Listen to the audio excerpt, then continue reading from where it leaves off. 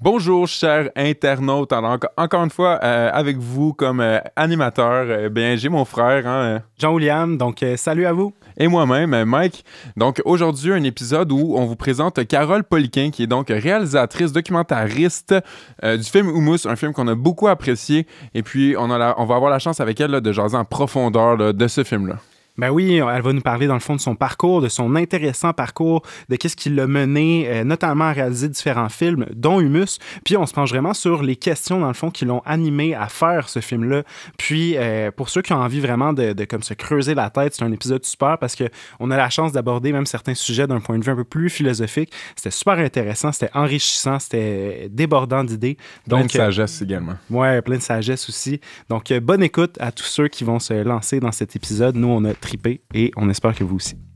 Une belle mention spéciale à Loop Mission qui lutte contre le gaspillage alimentaire en transformant des aliments rejetés en délicieux jus, smoothies, soda probiotiques et même en bière et en gin. On a donc la chance de goûter à leurs produits pendant le tournage et on vous recommande fortement de les essayer aussi. Absolument. Merci Loop.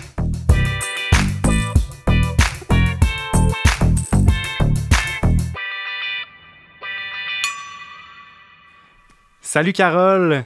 Merci d'être ici avec nous en ce moment. C'est très apprécié que tu prennes du temps pour venir nous voir. On est content que tu sois avec nous. Je pense que sans plus attendre, sans plus tarder, on va pas se ménager puis on va rentrer directement dans le vif du sujet. Pourrais-tu nous dire un peu dans les grandes lignes, c'est quoi qui t'a mené à la réalisation, au documentaire en tant que tel? Il y a des hasards de la vie parce que j'ai une formation en théâtre, donc puis depuis que j'étais tout petite, je voulais faire du théâtre. Et puis, aussi, c'est parce que probablement qu'à cette époque-là, dans les années 50, je savais pas que le métier de réalisateur existait. Ce qu'on voyait dans les médias, à la télé, c'est des comédiens, mais je voulais être comédienne. Alors, c'est un peu les hasards de la vie parce que je me suis retrouvée, après mes études en théâtre, je me suis retrouvée en Turquie. Je suis partie en voyage, je me suis retrouvée en Turquie. Wow. Et là, j'ai rencontré une Française qui avait une caméra, un Turc qui voulait faire du cinéma documentaire. Et tout ça mis ensemble a fait que j'ai commencé là-bas. Mais c'était dans un contexte complètement différent d'ici. C'était pas subventionné. Puis, en fait, c'était plutôt des années. J'étais en Turquie entre deux coups d'État. Donc, ça brassait beaucoup au niveau politique là-bas. Là. Puis, mon conjoint était étudiant en droit, très engagé dans la transformation de sa société. D'ailleurs, c'est pour ça qu'il voulait pas venir au Canada. Il disait, mais c'est la Turquie qui a payé tous mes études. Et si tous les intellectuels s'en vont, qui va faire la révolution? Fait qu'on est resté là-bas, puis on passait le chapeau pour acheter de la pellicule. C'est ça. On a filmé beaucoup de manifestations et de brutalité policière. C'est clairement. Puis au final, vous êtes resté combien de temps là-bas? 6 ans. 6 ans. Wow, quand même. Puis c'est ça. Puis ça, c'est le conflit qui était en Turquie à ce moment-là. C'était entre les Kurdes et... ou non, c'est pas... C'est quoi? Il existe depuis très longtemps le conflit en Turquie entre avec le mouvement indépendantiste kurde, si on veut, les revendications des droits à tous les niveaux. Mais c'était pas vraiment ça. C'était plus la gauche en général, la revendication pour plus de démocratie. C'est là que j'ai fait comme mes classes politiques. Pour moi, la politique, quand j'étais au Québec, au début des années 70, là, je suis partie en 74. Donc, c'est ça. C'était les années 68, 70, tout ça. Ça tournait beaucoup autour de l'engagement pour l'indépendance du Québec, le projet d'un pays, d'une société plus juste, égalitaire, qui venait avec et tout ça, qui me rejoignait. Mais là-bas, en Turquie, je voyais je découvrais en fait les inégalités sociales, je découvrais de l'intérieur, plus peut-être je connaissais le mot, mettons, l'impérialisme américain. Alors, mais là, j'ai comme fait mon éducation politique beaucoup, là, avec... à cette époque-là, on peut pas dire non plus que la Turquie était écrasée par l'impérialisme américain. Mais ça faisait partie dans tous les pays du monde, là, autant en Amérique latine, en Asie, en Afrique, là, des mouvements pour une justice entre les pays, si tu veux. Donc, c'est vraiment là que j'ai comme développé peut-être une conscience de classe, une conscience politique. Je fais des lectures marxistes, mais pas rien que ça. Là, Fait que c'est ça, tu étais vraiment dans une période tumultueuse, mais en même temps, comme le sont toutes les périodes tumultueuses, faste en idées, en révolution, en projet de révolution plutôt. Là. Ouais.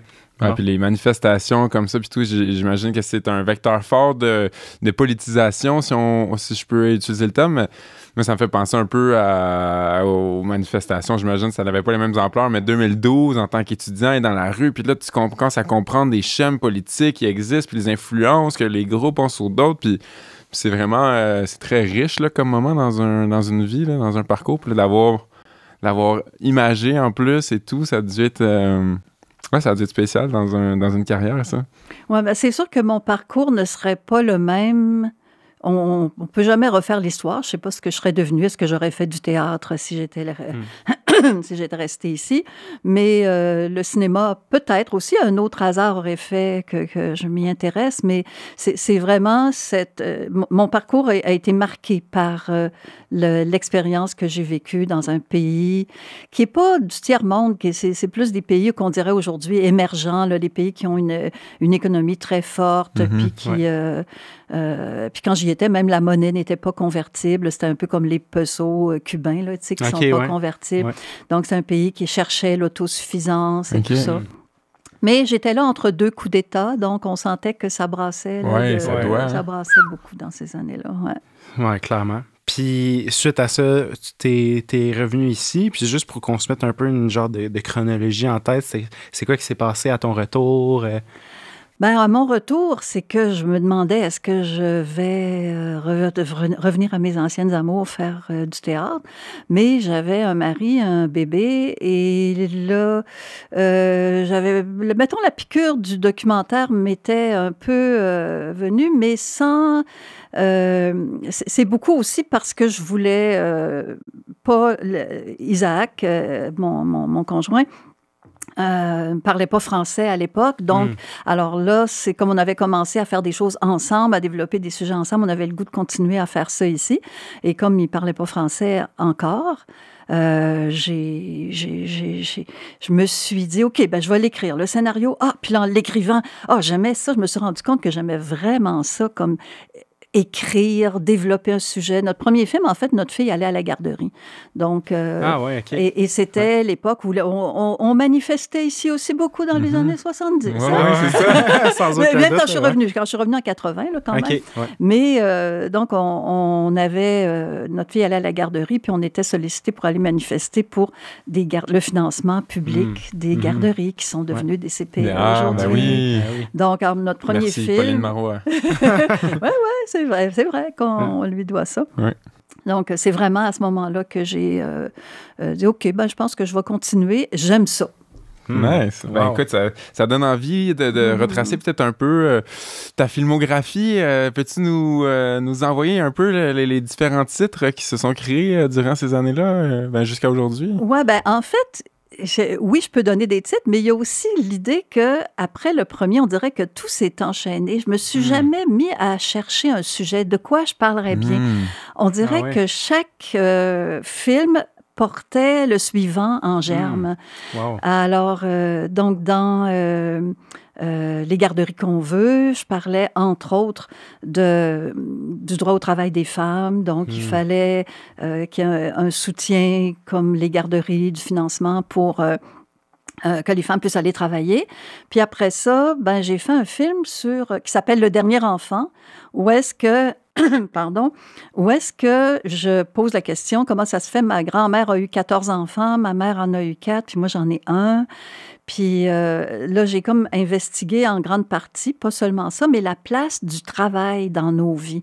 Comment est-ce que les femmes voulaient s'épanouir par le travail, autant que dans la maternité, qu'avoir une vie sociale et tout ça. Donc, Le Dernier Enfant a abordé cette question-là. la place du travail de plus en plus grande dans nos vies. Et ça a donné naissance au film suivant aussi, où est-ce que, là, j'ai vraiment comme investigué. Le film suivant s'appelle « L'âge de la performance », avec le sous-titre « Messe pour le temps des gagnants ». Et ça a été un film qui a eu énormément de succès, qui a été vendu partout dans le monde, qui a gagné des prix. Puis, alors là, c'est comme si je mettais le doigt sur quelque chose là, qui était vraiment dans l'air du temps, puis dont on avait envie d'entendre parler. Et c'était comme... c'était des galas de l'excellence par-ci, de la performance par-là. Puis là, j'avais comme dit, c'est la nouvelle religion, dans le fond. En dehors de la productivité puis de la performance au travail, il n'y a pas de salut. Non. Mais en même temps, il n'y a pas de salut non plus là-dedans parce que c'est une espèce d'engrenage dont tu sors pas, tu sors en burn-out et puis les enfants font de la relaxation parce qu'ils sont trop dans les écoles, sont obligés de trouver des moyens de faire en sorte que les enfants soient moins anxieux, et tout ça. Et après ça, mais j'ai dit, mais comment on en est arrivé là? Et beaucoup, le contexte de la mondialisation qui faisait que les entreprises devaient être toujours plus productives et faire plus avec moins parce qu'on était dans un contexte de mondialisation aussi. Donc, j'ai fait un film Turbulence qui s'appelle le titre. Puis en fait, encore un genre de sous-titre, 24 heures dans le marché global, où est-ce que je faisais le tour de la planète et je montrais comment les marchés financiers interagissaient entre eux. Oui, surtout que comment les marchés financiers tenaient les gouvernements en otage aussi pour dire, OK, on va augmenter le taux d'intérêt. Tous les gouvernements sont endettés, on va augmenter les taux d'intérêt si vous changez trop, si vous faites trop de politique publique. Et les entreprises, la même chose. Donc, comment, finalement, à cette époque-là, c'est quoi les mécanismes qui se sont mis en place, qu'on nous a vendus comme étant bons pour l'économie, l'emploi, tout ça, le commerce, mais où on a beaucoup oublié aussi les humains qui perdaient leur emploi, les entreprises qui étaient délocalisées, et comment les riches se sont enrichis et comment les pauvres se sont appauvris, comment tout ce qu'on avait gagné peut-être comme plus d'égalité sociale dans le temps ce qu'on a appelé les 30 glorieuses après la Deuxième Guerre, comment et on continue de perdre...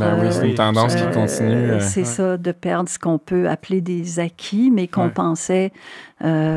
qui était comme un minimum de justice sur lequel, en fait, l'idée de la démocratie repose sur un certain sentiment de justice sociale. Pas d'égalité totale, mais un certain sentiment d'équilibre.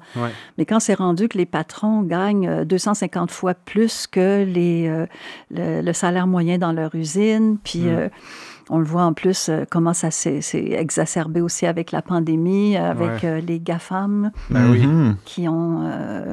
les pharmaceutiques aussi. Les pharmaceutiques, qui se sont enrichis et qui sont comme au-dessus des gouvernements. Donc, après ça c'était comme une espèce... Ah oui, j'en ai fait un autre quand je mets dans une espèce de tétralogie quasiment, qui s'appelle Le bien commun. Où est-ce que j'analysais le fait que c'était la marchandisation du monde. Dans le fond, que tout devenait marchandise, qu'il n'y avait plus rien qui échappait aux lois du marché. Or, est-ce que la santé, l'éducation, les plantes, les semences, le génome humain, est-ce que c'est des marchandises? Comment ça se fait? Et c'était l'époque aussi du premier Forum social mondial, donc on sentait qu'il y avait... la société civile qui s'organisait pour essayer de contrebalancer tout ce phénomène de mondialisation et de marchandisation des choses. Et après ça, c'est le film que j'ai fait. J'abordais un peu les questions d'environnement dans le bien commun parce que je parlais aussi des brevets sur les semences, des brevets sur les connaissances traditionnelles sur des plantes là, qu'on peut se servir comme médicaments, puis que tout ça aussi est approprié, que le catalogue qu'on dit aux agriculteurs, ah oui, vous avez le choix. Vous n'avez pas des OGM et tout ça. Vous avez le choix. Vous n'avez rien qu'à pas les utiliser.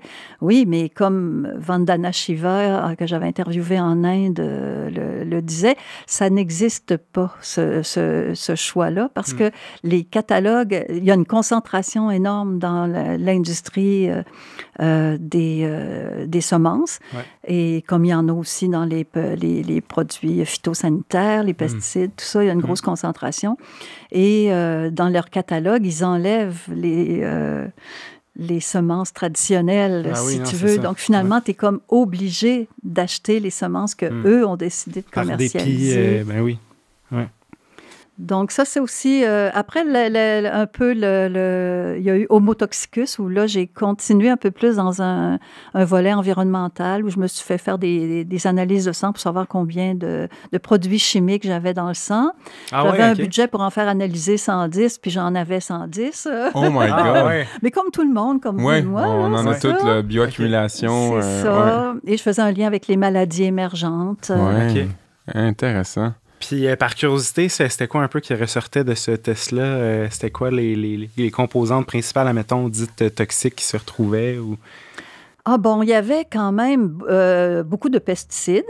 Il y avait aussi toutes ce qu'on appelle en anglais, mais c'est un anglicisme, les retardateurs de flammes, là, non, en français, c'est les retards. En anglais, ils disent flame retardant. Ouais. Voyons, j'oublie le nom en français. Les ignifuges. Les ignifuges, donc, qui sont autant dans les appareils électriques, les télés, les ordinateurs, les câbles et tout ça, que dans les pyjamas pour bébés. Parce qu'il y avait eu quand les vêtements sont synthétiques, ils brûlent rapidement. Alors, pour empêcher que, par exemple, nos vêtements et que ça brûle et colle à la peau, tout ça, il y a eu donc des ajouts, plutôt que de dire OK, on fait juste des pyjamas en coton, on dit OK, on n'a rien que c'est souvent ça notre économie. Si on cause un problème par une innovation, puis une autre innovation qui va régler le problème, qui va causer un autre problème. Ça fait du bon business. Et les ignifuges se retrouvent dans le sang, les poils en téfal qu'on a commercialisés, avec le téflon. Le téflon, c'est ça. Donc les PFOA. Je m'en souviens plus de tous les noms chimiques, là, mais on en respire tous les jours. Puis là, il y en a juste même qui se rajoutent parmi tout ça. J'imagine le glyphosate, on en parle. Là, supposément que le microplastique, on en ingère sans arrêt aussi. Carte de crédit par année, un truc comme ça. Là, selon les dernières, c'est même plus que ça maintenant, je pense. Mais ça, bon, c'est rendu plus. On continue. Super, toujours d'actualité dans le fond. Vraiment. Oui, c'est ça. On peut dire que la plupart de mes films ont encore un public qui ont... parce que et c'est un peu décourageant dans un sens de dire que je suis pas la seule, c'est parce que vraiment, c'est pas... Même si on fait des films avec l'idée qu'on veut changer le monde, on sait bien que ça se fait pas tout seul, puis que c'est pas rien qu'un film, mais qu'on est combien à avoir écrit des livres, à donner des conférences, à avoir été interviewé à la radio, même dans les médias dominants et tout ça. À l'époque, il y avait Ricardo Petrella qui venait souvent à Montréal, Albert Jacquard. J'ai fait une série pour enfants, d'ailleurs, où est-ce que des enfants posent des questions philosophiques au généticien philosophe qui est décédé aujourd'hui, Albert Jacquard. J'ai toujours accordé de l'importance à ça. On y reviendra peut-être après. Absolument. Mais...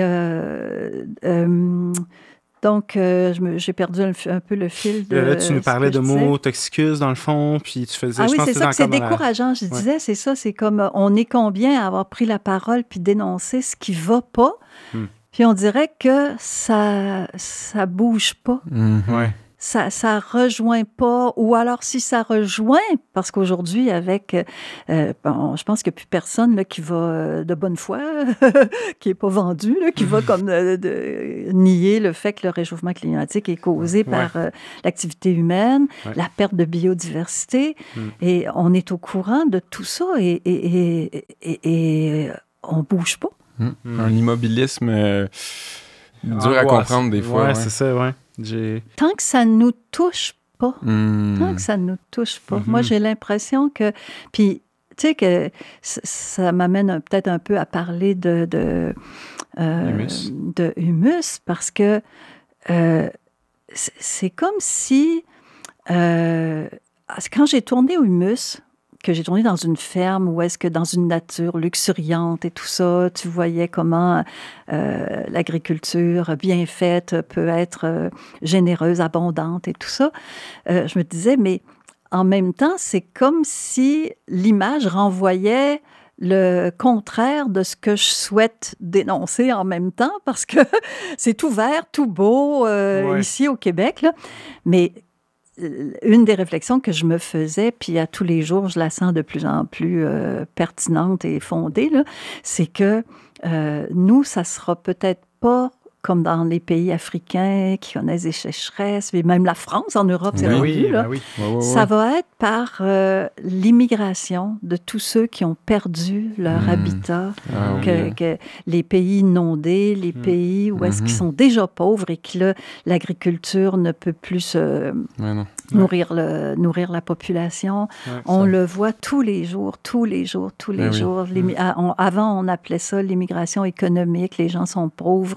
Ils fuient les guerres aussi, parce que les guerres vont continuer d'être alimentées par les écarts entre les très riches qui essaient de continuer de s'acheter le droit de mourir en dernier, comme disait. Dans chaque pays, en tout cas, tu as ça, qui s'accaparent les richesses, puis les pauvres, où est-ce qu'ils vont? Ben, ils viennent cogner à nos portes.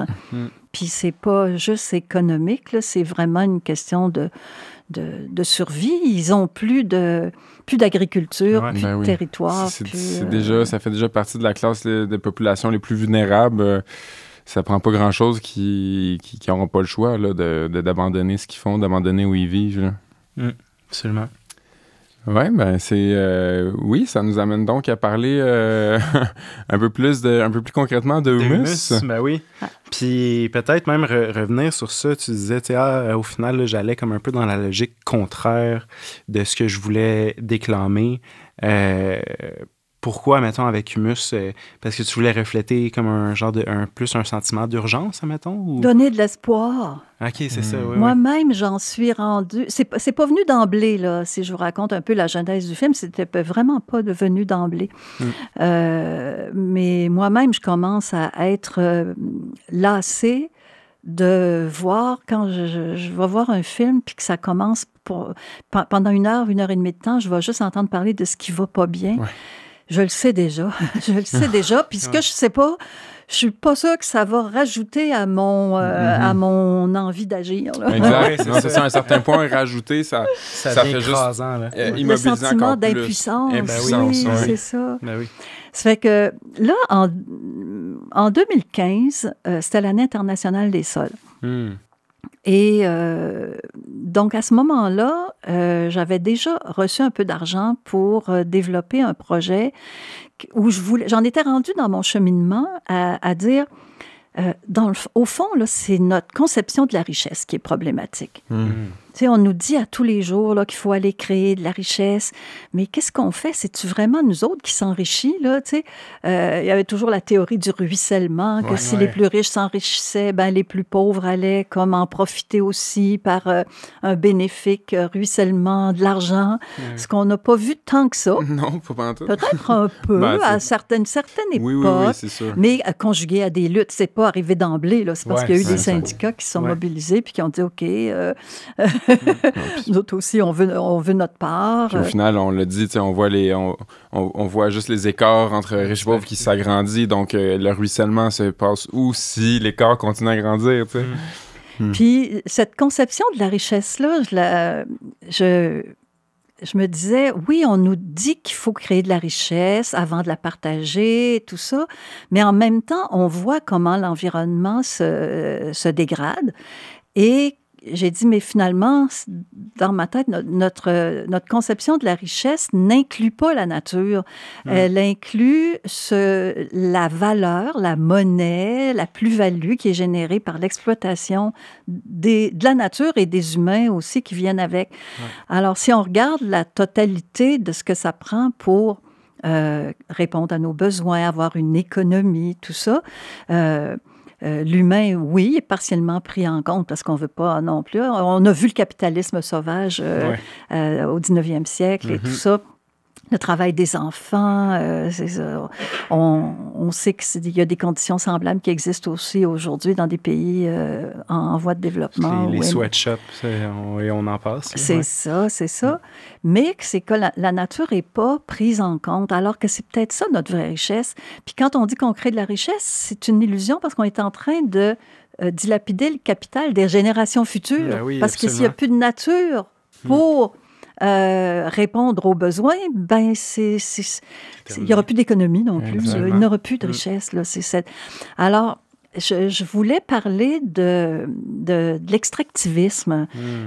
Je me disais, il y a quelque chose là, dans ce mot-là, qui était beaucoup utilisé pour parler de l'extraction minière, de l'énergie fossile, pétrole, puis des mines, tout ça. Mais j'avais comme une intuition, sans que je sois capable de le verbaliser comme aujourd'hui, là, que ça s'appliquait aussi à l'agriculture, qu'on traitait les sols comme une mine à ciel ouvert, dans le fond, qu'on extrait. Et puis que là, quand le sol s'appauvrit, que je savais même pas qu'il s'appauvrissait, je savais qu'il était pollué, les sols, là, mais avant de commencer, quand le sol s'appauvrit, OK, l'industrie est là, comme on disait tantôt, pour compenser chimiquement ce que la nature nous donnait gratuitement, naturellement avant, quand on cultivait en respectant les cycles. Toujours en gardant une idée de rendement et de performance aussi, tu sais. Exact. Ça revient. Donc, cette idée-là me donnait le goût de fouiller. Je voulais faire un film avec les 2 volets. Puis, après ça, j'ai fait un autre film entre-temps sur l'identité québécoise, l'empreinte. Ouais. Et puis, j'ai comme le temps que je termine ce film-là, je me suis... le plan Nord a tombé, puis, et comme je disais tantôt, en 2015, il y a eu l'Année internationale des sols. Et là, j'ai lu qu'il restait pour 60 années de terres arables, que les terres étaient tellement appauvries, qu'ils avaient tellement perdu leur structure, qu'ils étaient emportés par l'érosion. Quand il pleuvait, ça s'en allait dans le fossé, dans les rivières, dans les lacs. La matière organique, en même temps que les nutriments que tu t'es endetté pour acheter comme agriculteur, là, puis que ça s'en va polluer les rivières, les phosphates, les nitrates, et tout ça. Et que ça crée des algues bleues, puis ça les pollue, puis ça les tue, en fait, les cours d'eau. Et que l'érosion hydrique et l'érosion éolienne, là, que les sols partaient en poussière. Ça fait que là, j'ai dit, mais c'est peut-être rien qu'en Afrique, dans les pays qui sont déjà appauvris, tout ça. Puis là, je commence à lire là-dessus, puis je disais, non, même les meilleures terres noires du Québec en Montérégie, là, on leur donne 50 ans. C'est fou. C'est incroyable. 3 % par année en moyenne au Québec qu'on perd des sols dans un pays même comme le Québec. Là. Alors, la verdure qu'on voit, là, elle est comme... c'est comme quand il y a des coupes à blanc puis qu'ils laissent une rangée d'arbres le bord du chemin. Là. C'est comme une espèce d'illusion. Là. C'est comme de façade. Donc, ça m'a comme... remué, et je pense qu'il y aurait comme un film à faire uniquement sur la dégradation des sols. Alors, je m'en allais prendre mon bâton de pèlerin, encore une fois, pour faire le tour du monde et montrer comment, si les sols se dégradent, à quel point c'est rendu, la famine nous guette, puis avec la famine, c'est les inégalités, les guerres pour l'appropriation des ressources, de l'eau. Alors, et en continuant mes recherches, je suis tombée sur... l'agriculture régénératrice des sols. La permaculture. Oui. L'agriculture régénératrice, les sols vivants. En fait, c'est comme tout... aujourd'hui, ça se regroupe peut-être beaucoup sous le vocable de agroécologie. Oui. Donc, dans le fond, ce qui est amené sous tous ces concepts divers, là, c'est l'idée de ramener l'écologie dans l'agriculture. d'imiter la nature. Mhm. Et quand on dit agriculture régénératrice, sol vivant, c'était beaucoup ces mots-là que je lisais, qu'il y avait des conférences à l'époque, même en 2017, ils ont commencé à Montréal. Ouais. Il y avait un groupement qui s'appelle Régénération Canada Oui. qui organisait des Le symposiums à chaque année sur... Qu'on sur a les- interviewé dans la saison 2, changement oui. climatique. Oui, Oui, exact. oui. Ouais. Donc, alors, je suis tombée là-dessus, mais j'ai dit, mais c'est de ça qu'il faut parler. Dans le fond, une fois que tu as dit que les sols se dégradent dans le monde entier, là, aller le montrer, oui, l'image crée quand même un choc, mais comme je disais tantôt, j'ai l'impression que ces images choquantes-là ne font même plus leur job de nous donner un coup de pied Ouais. au cul pour dire, Ouais, OK, c'est insensible à un aller dans certain l'action, point. Ouais, c'est ouais. ça. Fait que là, tout d'un coup, j'ai senti comme... ce que j'ai senti en moi, là, j'aurais voulu que tout le monde le ressente. Ah, mais il y a quelque chose à faire. Tu sais, pourquoi les sols sont dégradés? C'est parce qu'on n'a pas respecté, on s'est pas intéressé à ce qui se passait dans le sol. Et quand tu commences à creuser, c'est quoi qui se passe dans ces sols-là? Comment qu'il y a de la vie, que c'est plein de vers de terre, que les vers de terre, plus qu'on devrait comme cesser même de mesurer la productivité en nombre boisseaux à l'hectare, mais de dire nombre de vers de terre à l'hectare, Oui. parce que ça, c'est synonyme de fertilité. Absolument. J'ai lu que Darwin élevait les vers de terre dans son salon pour mesurer la vitesse à laquelle elle fabriquait les sols. Tous les sols qui existent, toute la fertilité qui existe sur la planète dans nos sols, là, c'est passé par l'intestin des vers de terre. C'est Ben les oui, vers de terre. Incroyable. Oh mon Dieu. L'importance des vers de terre. Ben oui, hein. L'importance des bactéries.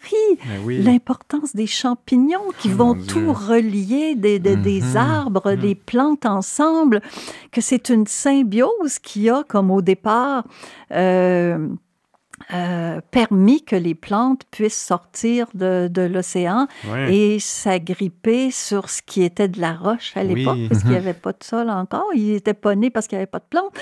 C'est drôle, juste un petit aparté. C'est drôle que tu en parles parce qu'on Tu fait le un décris épisode très cette bien. saison-ci. Tu le décris très bien. Puis on parlait avec une spécialiste des sols qui nous décrivait ça. Puis à peu près dans les mêmes mots aussi. Genre justement, tu sais, l'arrivée des plantes ça, au niveau du sol. Puis des Le sols à mariage entre l'automne. les champignons et les algues qui finalement allaient dégrader, allaient Pour créer décomposer. des sols autochtones à Ouais, ouais. l'automne et Les tout. lichens, le lichen qui est un champignon et une algue, Oui, puis, c'est ça. c'est une autre association qui sont installées sur la roche, puis l'un dégradait la roche, puis l'autre amenait, en se dégradant, faisait les premiers Les premiers sols. brins d'humus. Là, Ouais. de... C'est fascinant. Ah, c'est Ouais. fascinant, Ouais. sur des milliards d'années que ça s'est produit, tout ça. Puis là, on arrive, c'est pour ça que mon film, d'ailleurs, il commence avec aussitôt après le générique de début, là, j'ai écrit quelque part sur Terre, après 3,8 milliards d'années d'évolution. Ah ouais. Ouais. C'est incroyable. C'est tout ce temps-là que ça l'a pris quand T'imagines? même. Hein? Puis, L'image est forte, puis là. dans un siècle, on va les dilapider, dégrader. puis- Puis c'est Mm. même C'est moi. ça, notre spécialiste qui était venu nous parlait que, je me trompe pas dans les chiffres, c'était comme 1 centimètre par 1000 ans qui se formait Environ. en ouais. sol. Et Ouais. puis là, on a les dégrades à coût de je sais pas combien de centimètres par année, mais tu sais, c'est 3% de D'érosion. D'érosion, L'érosion, c'est 3% Ça par va vite. année. ça va aller très vite. Ça va vite. C'est 60 ans. Là, ils ont dit ça en 2015. Là. Tu sais, Ouais. mettons qu'on s'entend que c'est pas des chiffres... ouais, c'est comme la Précis. date de péremption. Des fois, c'est pas tout à fait, c'est pas le lendemain Non, c'est ça, que exact. c'est plus bon. Là. Ouais. Mais non, c'est ça. Ça vient vite. Là. Ça va toucher mes enfants, les enfants de nos enfants. Ça, c'est clair. Il y a quelques années, quand je parlais de l'eau dans un de mes précédents films, comme Le bien commun, je me disais, mais on va assister à des guerres de l'eau. Puis là, on l'a vu en 2008 aussi, avec... il y avait une crise alimentaire aussi. Là, je me souviens d'avoir lu que les paysans en Thaïlande gardaient leurs champs avec des fusils la nuit pour empêcher les gens de venir chercher de la nourriture. Parce que, puis au Mexique, la crise de la tortilla qui a presque tout le prix des céréales qui avait augmenté. Donc, je voyais comme la crise les guerres de l'eau et là, les guerres pour les sols. Puis on le voit déjà aussi avec l'autre phénomène de, si vous avez cherché un autre sujet pour votre ça, l'accaparement des terres par des pays étrangers qui viennent acheter des terres dans les pays où les terres sont encore fertiles. Puis alors, tout ça, ça m'inquiétait, mettons. Oui. Il y a de quoi. Effectivement, c'est pas... C'est pas anodin, c'est vraiment... c'est des indicateurs qu'on nous parle depuis déjà un bon bout de temps, puis que là, en plus, on commence vraiment d'en sentir, en tout cas pour ma part, j'ai l'impression de vraiment d'en sentir les effets réels à plein de niveaux, hein.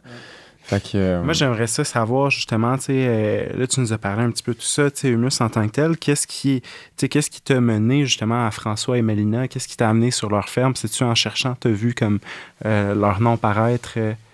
Non, en fait, je travaillais avec une recherchiste qui me dit, mais moi, je suis abonnée à des paniers bio, puis les sols vivants, l'agriculture régénératrice, ils parlent de ça souvent, eux autres aussi. Tu devrais les rencontrer. OK, nice.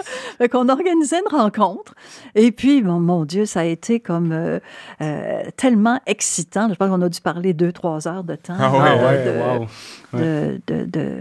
C'est toute leur vision du monde là, qui était comme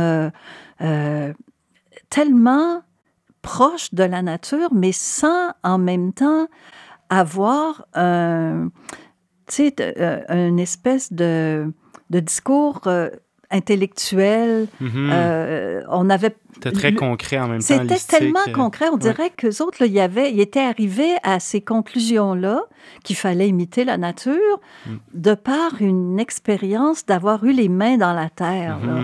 Ben, en fait, peut-être même avant, parce que c'est venu, François avait... avant de se lancer en agriculture, il avait fait quand même une école d'agriculture, puis il avait quand même lu quelques bouquins, mais ses préoccupations rejoignaient vraiment beaucoup les miennes. Là. C'est les sols qui disparaissent, la vie qui disparaît dans les sols. Donc, imiter la nature, arrêter de toujours vouloir la contrôler, intervenir. Il me parlait de plein d'éléments qui sont dans le film, mettons, là, pour en nommer quelques-uns. Je vais souvent mentionner ceux-là. Par exemple, on le voit dans le film, à un moment donné, qui plante... Puis de tout ça, on a parlé avant. Là, on est dans la fabrication du film, puis dans le film fini, là, quand je fais référence à une image. Donc, on le voit planter des arbres indigènes. Ça peut être anecdotique, là, de dire, ah, OK, oui, c'est vrai, les arbres indigènes, ils ont évolué chez nous, donc c'est sûr que ça va pousser mieux, mais sans... si tu ne prends pas le temps d'arrêter pour comprendre pourquoi qu'un arbre indigène est important, va bien s'adapter. Puis là, c'est comme François, il me dit ça comme, bon, c'est parce qu'ils ont évolué tout ensemble. Des papillons, des insectes, tout ça. Puis là, plus tard, c'est resté comme... je trouvais ça intéressant, là. Mais un jour, où ça m'a rappelé quelque chose que j'avais lu sur la coévolution. Là, je dis, OK, peut-être moi aussi, parce que j'ai pas les mains dans la terre, c'est plus par les connaissances que je vais comme mettre ensemble, puis ça va faire... ça fait cling dans ma tête. Ah oui, la coévolution, ça veut dire que tout ce qui existe aujourd'hui là, est là parce qu'il a coévolué avec quelque chose dont il est interdépendant et qui est nécessaire à sa coévolution. Et c'est réciproque. Et multiplie ça par tout le nombre de plantes que tu vois aujourd'hui. C'est incroyable. C'est comme... Alors, puis après ça, par le nombre de bactéries qu'on ne voit pas. Et tout ça qu'on voit pas. C'est exactement. Alors... donc ça, c'est comme un exemple là, de dire que c'est comme par je nie pas l'aspect de connaissance qu'ils avaient, mais c'est pas par des mots intellectuels là, qu'ils le transmettaient, mais vraiment par une pratique quotidienne. L'autre exemple que je donne, c'est le castor. Dans le film, il y a François et Mélina qui ont décidé qu'ils ne veulent pas détruire le barrage du Castor parce qu'ils trouvent important d'avoir un castor. C'est de la biodiversité. Ils disent c'est comme une espèce de cadeau d'avoir... Imagine... les gens ils vont tous détruire les barrages parce que tu sais que ça va tout inonder. Ouais. Mais le barrage de Castor, il est arrivé avant, parce qu'il était venu l'année d'avant, là, puis il était reparti, heureusement, après avoir détruit une fois. Puis là, il dit, mais là, moi, j'aimerais ça, faire une espèce avec un bulldozer, là, peut-être aller creuser à un endroit qui est déjà un petit peu en dénivelé, puis ça serait comme le parc aquatique du Castor, là, puis que là, quand il va inonder, ça va inonder là, mais pas dans mes champs. C'est ça. Ouais. Alors, tu sais, il pensait comme en termes de diplomatie avec le non-humain. Mais oui, et ça, c'est un vocabulaire que j'ai comme compris en lisant, par exemple...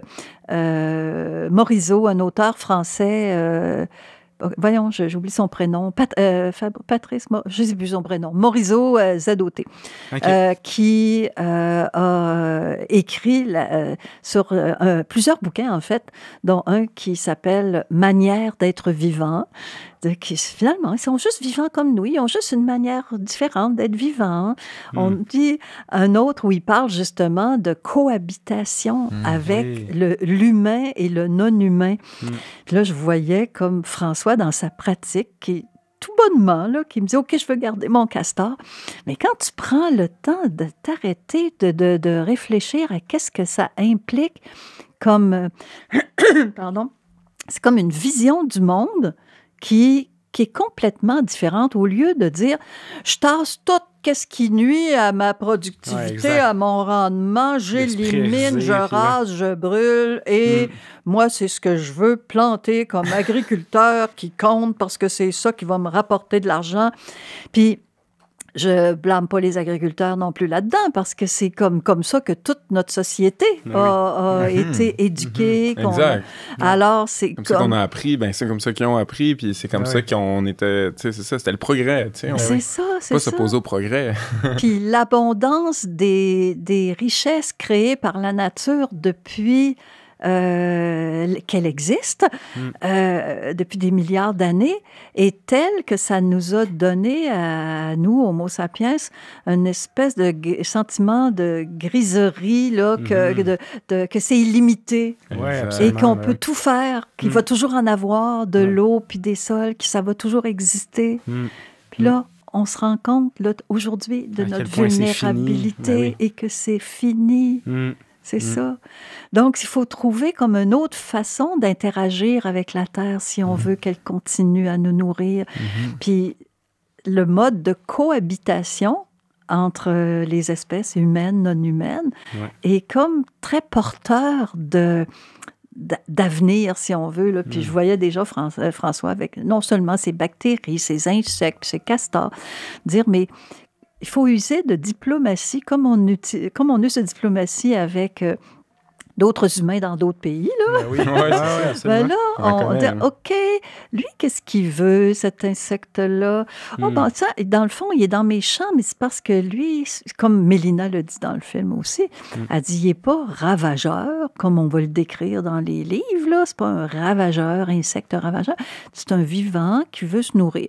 Bon, ben là, ça donne qu'il y a une abondance de choses dont il aime se nourrir, que je cultive, là. Fait que un des moments, d'ailleurs, que j'ai trouvé très... qui a fait cling dans ma tête encore une fois avec François au début, c'est que, par rapport aux insectes, justement, là, il y avait comme de la mauvaise herbe, là, ce que j'appelais encore moi-même de la mauvaise herbe. Ça n'existe pas, les mauvaises herbes dans la nature en soi. Là, c'est une herbe qui ne pousse pas où tu veux, mais elle n'est pas mauvaise. Avec les propriétés que tu veux. Aussi, exact. Donc là, je voyais comme de la mauvaise herbe là, pousser, des fleurs sauvages. Puis j'ai dit, bon, et tu vas cultiver ici l'année prochaine ou plus tard dans la saison. Il dit, non, ça c'est mon îlot de biodiversité. C'est ici que j'héberge les prédateurs des ravageurs, entre guillemets, de mes cultures. Mhm. Ah oui, ben Donc, oui. il y a comme un écosystème qui se crée. Où est-ce qu'il y a un équilibre? Ça veut dire, oui, c'est sûr, puis les gens qui sont dans le bio le savent depuis longtemps aussi, dans le fond, tu partages tes récoltes avec un peu les autres espèces. Il faut que tu acceptes de partager 5%, peut-être. Si tu ne veux pas leur donner 95%, là, mais... Mais si tu acceptes de partager un petit peu, puis que ça te permet de ne pas mettre de poison, mais que tu analyses de quoi elle a besoin. Oui, Et c'est pourquoi? Et imagine de si c'est des... comprendre vraiment. Oui. Oui. Puis si c'est des monocultures qui l'attirent, si tu mets de la biodiversité dans tes champs aussi, les ravageurs vont être moins présents. Donc, ah, ça, c'est pas des mauvaises herbes, c'est mon îlot de biodiversité. C'est magnifique. Celle-là, là, c'est comme beau. ça m'a ouvert des portes encore. Là, J'avais l'impression que chaque jour de tournage, chaque jour de recherche de ce film-là a été comme une porte ici, une porte là. Comme... Ouais, wow. Et Dieu sait que j'ai eu du temps pendant la pandémie pour lire aussi. Ah oui, là, c'est ça, c'est là. je me suis plongée dans l'histoire de l'évolution de la vie sur Terre. J'aimerais ça être, je dis souvent, j'aimerais ça me réincarner en microbiologiste. Là. Ah oui, il y a des trucs vraiment intéressants. Ben oui. Comme je disais sur notre épisode où on parle de la santé des sols, puis des sols, les microbiologistes qui étaient avec nous, ils sont capables de percevoir l'invisible, puis de comprendre Ben leur oui. mécanisme, puis Ah là, ils nous l'imagent pour nous, puis écoute, c'est tellement fascinant tout ce monde-là, là. Vraiment. Puis de comprendre les interactions entre chaque et tout, il y a vraiment quelque chose de spécial. Ben oui, c'est comme c'est quasiment ça, c'est des courants invisibles, mais qui en fait régissent le monde aussi dans un sens. Là, tout ce qui se passe dans le sol qu'on peut pas voir, c'est ça, tu sais, puis notre survie, l'avenir en dépend. Absolument. Mais c'est très intéressant, puis on s'en doutait point là, que ça allait être des conversations très intéressantes. Tu sais, avec toi, moi je me demandais, suite à ça justement, est-ce que tu crois que c'est quand même important aussi que ce monde-là agricole continue d'être diffusé, médiatisé, tu sais, d'autant plus? Mais d'autant plus, Ouais. parce que c'est notre survie à tous. C'est comme, dans le film, à un moment donné, il y a Odette Ménard, qui est agronome, et Louis Robert aussi, Odette Ménard. Mais François a une conversation avec Odette Ménard du ministère de l'Agriculture. Puis François se exprime un peu de déception, de dire comment ça se fait qu'il n'y a pas plus d'agriculteurs aujourd'hui, comment on fait pour changer puis Odette l'interrompt, elle disait, mais les agriculteurs ne sont pas plus difficiles à changer que le reste de la société. C'est comme tout ensemble là, qu'on doit, consommateurs et agriculteurs, Gouverneurs, gouvernement, citoyens mangeurs. c'est ça aussi. Tout Là, le monde fait partie là, du mouvement. Là. Réaliser l'urgence de ça, là. Puis d'avoir un chiffre comme 60 ans, bon, certains vont le remettre en question complètement, d'autres vont dire que c'est peut-être 100 ans, mais en tout cas, on sait que ça s'en vient, là, que si on fait rien, là, ben, même ici, là, comme je disais, en Montérégie, on leur donne 50 ans, les meilleures terres du Québec. Ben oui. Alors, et Odette dit quelque chose d'intéressant aussi. Elle dit, mais il faut sortir l'agriculture du marché parce que tout le monde est comme pris dans l'engrenage des bas prix. Il faut produire. Les agriculteurs ne sont pas plus heureux. Tu sais, s'ils sont tous les jours dans leur champ aussi, c'est comme pas, tu sais, dans l'idée qu'on se fait du paysan qui est en contact avec la nature, le pré-gros producteur industriel, mais même lui, ils doivent à plusieurs... Je serais curieuse de parler avec des agriculteurs plus âgés qui ont vécu surtout la transition à partir des années 50 aussi, là, là où est-ce qu'on voulait comme vendre les pesticides, que l'industrie chimique se développait et tout ça. Ben, c'est qu'ils l'ont... On leur a promis des rendements, mais sans jamais penser à ce qu'on allait détruire. Ben non, c'est un petit produit miracle qui allait aider tout le monde, se libérer des tâches. C'était comme... Je comprends très bien.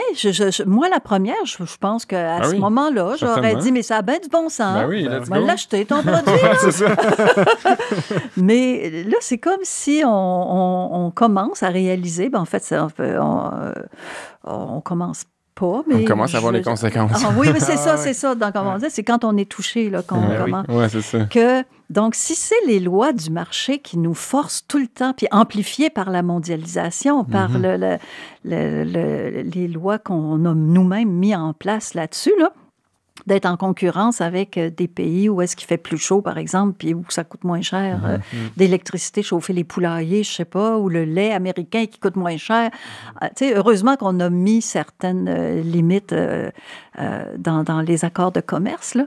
Mais là, on le voit, tu sais, qu'on voit même d'ailleurs que l'extrême droite, en Europe ou aux États-Unis, surtout aussi, qu'on voit qu'ils sont en train d'avoir le discours anti-mondialisation parce qu'ils voient que les travailleurs, les agriculteurs, beaucoup de monde commence à se plaindre des choix auxquels ça nous force d'aller. Ouais.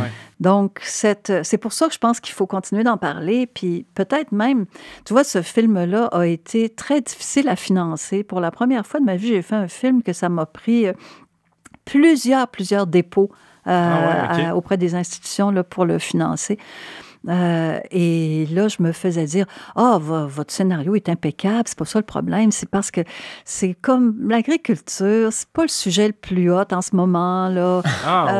On voit pas trop de potentiel commercial, mais je vous parle de 2017, 18, 19... » Et là, moi, je pourrais même dire que c'est à cause de la pandémie que j'ai eu de l'argent là, pour faire le film. Parce que là, tout d'un coup, on a réalisé, là, c'est des travailleurs, notre nourriture vient d'ailleurs, la pandémie est ailleurs aussi, on veut pas trop admettre des étrangers. Les travailleurs étrangers qui sont... on a réalisé on était loin d'être autosuffisant et que la souveraineté, l'autonomie alimentaire passait par plus d'attention donnée à nos terres, et à ceux qui les travaillent. Et à ceux qui les travaillent, mais oui. Il y a quelqu'un dans le film, une jeune agricultrice, qui dit comment ça se fait que les salaires des mineurs sont tellement élevés, là, parce que les mines font du cash, puis tout ça. Alors là, ils ont réussi pour attirer le monde, parce qu'on s'entend que c'est pas un travail facile aussi, là. Non. Donc, on est prêt parce qu'on donne beaucoup d'importance commerciale à tout ça, à aux métaux, aux minerais, au pétrole, et qu'on ne le donne pas aux agriculteurs qui nous nourrissent 3 fois par jour. Ah oui. Donc, je pense que malheureusement, je peux dire que si j'écoute, par exemple, ce que les agriculteurs qui vendent des paniers bio, tout le monde va vous le dire que pendant la pandémie, ça a vraiment comme ça a explosé. Là, les gens qui voulaient s'abonner à des paniers, puis soutenir, acheter local. Puis là, c'est en train de retomber. Ils avaient du monde, ils étaient en déficit de paniers cette année, puis la plupart des agriculteurs... soutenu par la communauté aussi. Là. Donc, je pense qu'il faut continuer d'en parler et de ramener l'urgence. Absolument. Et qu'il y a des solutions, c'est ça. Exact. Oui, c'est ça, axé sur un engouement aussi, malgré tout. Je pense que c'est sûr qu'à certains égards, pour reconnecter aussi, tu disais tantôt, des fois, tant qu'on ne l'a pas dans la face, c'est difficile de prendre action. Puis, dans un même sens, des fois, c'est difficile, même en sachant l'urgence. Quand on le voit pas, alors que des fois, quand on est sollicité par l'engouement, des fois, on dirait que même si on voit pas les choses arriver tout de suite, quand c'est porteur d'espoir, des fois, c'est plus facile d'agir sur ça que d'agir sur l'urgence, bizarrement. On est fait de même, ça a l'air. Mais, oui, ça résonne. Qu'est-ce que tu dis aussi? Je pense que d'en parler, de montrer la réalité, mais en même temps de montrer les solutions pour que ça soit porteur d'espoir, on va se le souhaiter, mener à quand même un engagement de la part des gens. J'ai envie aussi de te poser une petite question d'ordre un peu plus philosophique, disons, là, mais selon toi, est-ce que tu préfères les parallèles entre l'univers des arts, l'univers culturel et le monde agricole, tu sais? Y a-t-il moyen de s'imaginer? Y a-t-il des choses en commun? Qu'est-ce qu'ils peuvent se partager, peut-être même entre eux, tu sais? À première vue, je ne vois pas tant de choses qui partagent. En tout cas, il faudrait que j'y pense. Mais ce que ça m'éveille comme réaction, ça serait de dire que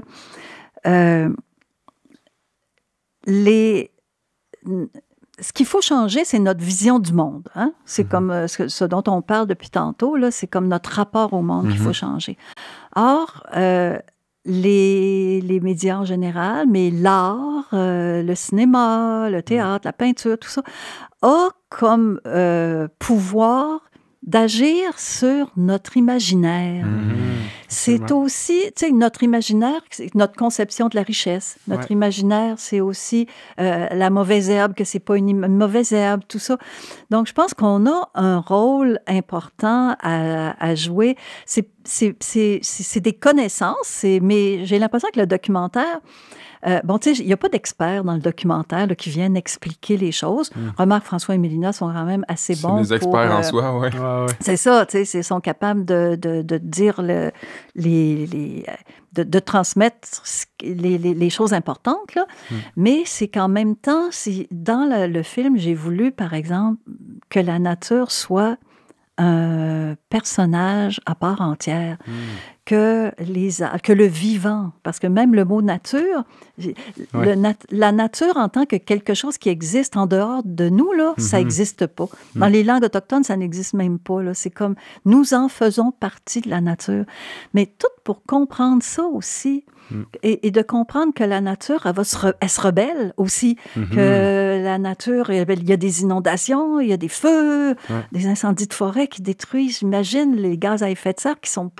Et c'est des poumons de la planète qu'on s'enlève avec les sécheresses qui s'en viennent et tout ça. C'est comme faire des liens entre tout ça. C'est comme des choses qui peuvent arriver par les connaissances, mais aussi par le sensible. On est, comme Mélina le dit souvent dans le film, on est déconnecté de la nature. Et peut-être qu'en ville, quand on est tout entouré de constructions humaines, il y a quelque chose qui nous échappe. Pour ça, c'est important aussi d'avoir... tout le monde n'a pas la chance d'avoir un chalet, mais à la campagne. Mais c'est comme... Au-delà, mais c'est Mélina qui disait ça aussi, c'est pas juste dans le rapport... de loisir avec la nature qu'il faut aller, c'est dans le rapport de dépendance qui existe quand on est vraiment... Si tu mets l'humanité dans son évolution, dans son histoire, chasseur-cueilleur, puis comment l'agriculture est née, tout ça, on pourrait en parler longtemps. Ça aussi, ce que ça a changé, l'avènement de l'agriculture dans le rapport au monde avec le chasseur. Une rupture complète avec Et on le voit, les peuples autochtones encore qui ont gardé... parce que ça ne fait pas si longtemps qu'on les a sédentarisés. Puis, donc, la culture du chasseur-cueilleur, ils l'ont encore. En tout cas, les Autochtones d'ici. Certaines tribus. Ceux qui étaient chasseurs-cueilleurs quand on est arrivé, puis qui le sont restés longtemps, jusqu'aux années 50, 60. C'est ça. Facile, là. Puis qu'ils sont encore, mais avec les contraintes. Dans la mesure où ce qu'ils peuvent. C'est ça. Quand ils n'ont plus de territoire pour aller chasser, ça va moins bien. Inondé, ça va moins bien, c'est ça. Mais donc, je trouve que c'est ça sert à le cinéma, en tout cas pour moi, là, les arts en général. Ma fille travaille en art biologique. Ah oui, puis, très intéressant. Oui, c'est ça, parce qu'il y a tellement de correspondance entre les sols et nos intestins. Tu sais, c'est plein de bactéries. Puis c'est comme, j'adore cette comparaison-là. Mais les sols, c'est comme les intestins de la Terre. Et on sait que les bactéries intestinales, toutes les bactéries qu'on a sur la peau, dans les oreilles, partout, sont comme aussi c'est Boucard Diouf qui disait ça et que j'avais lu un peu la même idée dans des bouquins sur l'évolution. C'est comme si les bactéries nous entretiennent, nous gardent en vie, de bonne humeur, en bonne santé, parce qu'on leur fournit, à chaque fois qu'on mange 3 fois par jour, on leur fournit de la nourriture 3 fois par jour. J'adore cette image-là. Puis en plus, on a les petits taxis qui les déplacent un peu partout, les mettent en contact avec d'autres choses. Ça fait que, donc, elle travaille sur le concept de, puis c'est une artiste aussi, donc, elle travaille sur le concept de humain écosystème. Humain n'est pas juste humain. C'est quoi le portrait? Qu'est-ce qui nous habite aussi? C'est tout ce qui nous habite. Nous sommes nous-mêmes des écosystèmes. Wow. C'est immensément complexe aussi, tu sais. Donc, c'est toute la perception que nous avons de nous-mêmes. C'est notre imaginaire encore qui est interpellé par l'art. Des atomes dans la cellule de la Terre, c'est quand même ça. Hein? On dirait que des fois, ça se recoupe. Peut-être que je vais trop loin dans ma vision de ça, mais tu sais, nous-mêmes étant des petits écosystèmes dans un plus grand écosystème, habités d'un écosystème encore plus vaste et gigantesque. C'est quand même on est gaillard. Oui, c'est ça. Puis juste par curiosité, ta fille, si jamais on peut voir son art ou tout ça, est-ce que c'est quoi son nom d'artiste ou... Oui, c'est ça. En ce moment, elle n'a pas d'exposition. Elle travaille sur un autre gros projet, transformer en musique l'ADN. Ah ouais, OK. Wow. Intriguant. Oui, ça sonne intéressant. Alors, son nom, c'est Gunesh Hélène Issitan. Parce que, comme je disais au départ, je suis revenue de Turquie avec un bébé. Oui, c'est ça. C'est un très beau nom, ça. Alors, Gunesh Hélène Issitan, I-S-I-T-A-N. Elle a un site web où on peut voir... Cool, on ne manquera pas d'aller voir ça. Super. On arrive déjà à la fin de notre entrevue. Carole, ça a été assez rapide. Le temps nous a filé entre les doigts. Je pense qu'on aimerait ça quand même... avec toi, dans le fond, avant la fin de l'épisode, pouvoir au moins voir un peu, c'est quoi tes aspirations pour le futur, puis si tu aurais une référence, dans le fond, à nous donner, culturelle, qui pourrait nous aider soit à poursuivre la réflexion ou juste même qui t'a marqué puis que tu as envie de nous partager. OK. Alors, c'est là qu'il faudrait que je dise tout ce que j'ai pensé à dire, mais que j'ai pas...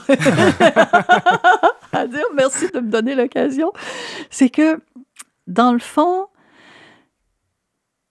on vient de dire un mot important quand on a parlé d'écosystème. Fait que, puis à la fin du film, c'est un petit peu le message que j'ai écrit à la toute fin, là, un petit peu sous forme très... pas qu'il se voulait nécessairement poétique, là, mais qu'il l'est parce que c'est succinct. Là. Je termine le film en disant « Il nous faudra relier ce qui a été séparé. » Parce qu'on a oublié qu'on était dans un écosystème. Je dis « Tout ce qui existe, interexiste. » Comme on a parlé tantôt. Ça fait que c'est de réapprendre à penser en termes de relations. On a vu les choses individuellement, puis on le voit en médecine aussi. Oui, on sépare le corps humain en petits morceaux. Même la nourriture, les micronutriments, tout... Alors, il y a souvent, puis ça fait New Age de dire un regard holistique, une approche holistique, mais dans le fond, qu'est-ce que ça veut dire? C'est que tu regardes l'écosystème, tu regardes les relations. Tu dis, OK, quand tu as compris que quand tu laboures la terre, tu détruis toute la maison que les micro-organismes ont créée, qui sont entrés en relation les uns avec les autres, qui nourrissent la plante. Tu brises les filaments de champignons qui nourrissaient ta plante. Tu détruis quelque chose. Puis ça, c'est comme quelque chose qui est urgent on a comme besoin urgent de prendre conscience de ça, mais ça passe aussi par l'éducation. Parce que, autant comme je parlais en santé, qu'on a divisé l'être humain, comme tu disais, en organes, ce qui est pas qui n'est pas non pertinent, c'est pertinent aussi. On a compris plein de trucs grâce à ça aussi. À approfondir, mais en même temps, ça prend, comme de temps en temps, une espèce de zoom-out, où est-ce que tu dis, OK, mais il ne faut pas que je perde de vue que si je fais ça, il y a ça aussi qui rentre en ligne de compte. Donc, la même chose en éducation, on a beaucoup cloisonné, fractionné les connaissances. Et la façon dont on enseigne, implicitement, traduit ce regard-là de cloisonnement entre les connaissances, alors qu'il existe aussi des solutions comme des alternatives. Dans les écoles alternatives, par exemple, on va parler de pédagogie par projet, pas juste là, mais c'est aussi... Donc, si on met le projet, l'enfant travaille sur un projet donc qui implique plusieurs dimensions sociales, d'interaction avec la matière, d'interaction avec des autres humains, avec une compréhension globale de la complexité, ramener la complexité dans les choses. Puis, je sais pas si c'est le mot de la fin, mais à quelque part de dire qu'on a peut-être structuré toute notre société, notre économie au XXe siècle, autour de la chimie, plus particulièrement de la pétrochimie. Mais le 21e siècle, si on veut qu'il y ait une suite, on devra structurer nos activités, nos actions autour du vivant. Absolument. Des relations. Donc, ça implique les relations.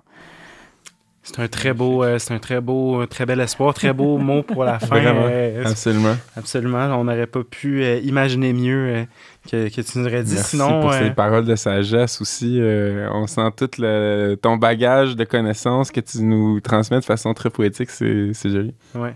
Ah, mais c'est comme, pour moi, ça a été tellement... Je veux dire, c'est une expérience transformatrice. Le film Humus que j'ai fait, je pense que c'est le film où est-ce que j'ai ressenti à l'intérieur de moi une transformation de vision du monde.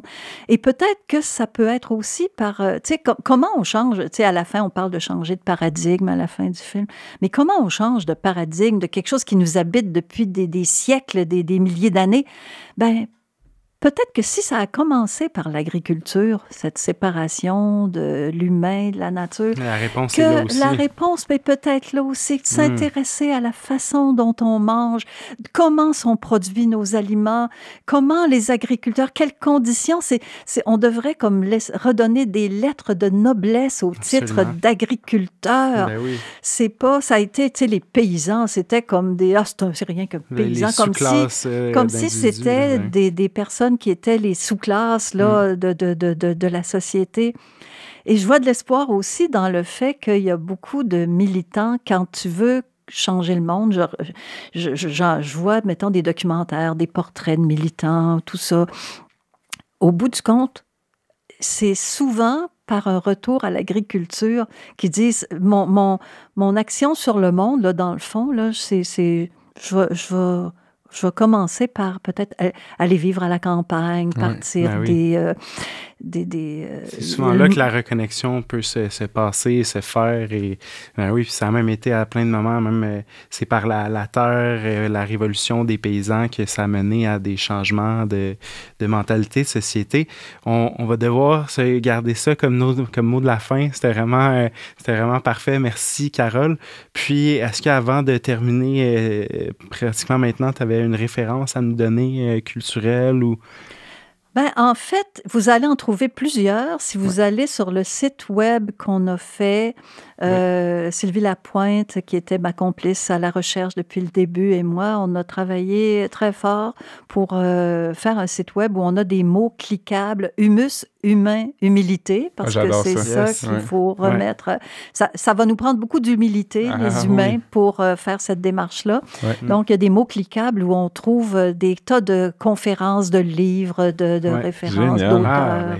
C'est un super beau... oui, c'est humuslefilm.com. Humuslefilm.com. On manquera pas de mettre ça en lien avec l'épisode, puis je vais aller regarder ça ce soir même, sans aucun doute. Absolument. C'est super excitant. Merci beaucoup, Carole Poliquin, d'avoir été avec nous, d'avoir pris ce temps-là, de nous partager tout ce que tu as toi-même appris, vu à travers le film, puis de nous parler de ton parcours. C'était immensément intéressant.